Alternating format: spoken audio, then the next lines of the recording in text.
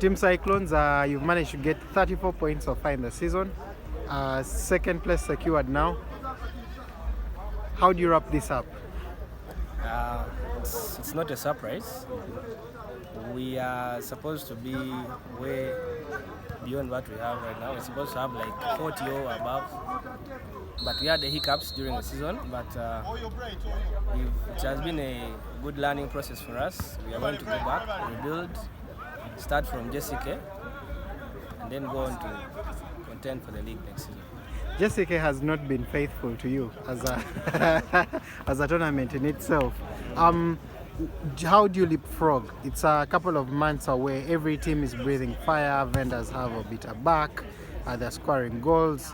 How do you make the difference as Team Cyclones come next season? I think it's more about the work we put in. So the team is already decided on this. We've gone through a season where we've learned a lot, as you've been told. Yeah. So with more work into it, more exercises, more practice together, build the chemistry stronger, we can be sure to deliver more fronts. All right. Thank you so much for your time. Cheers.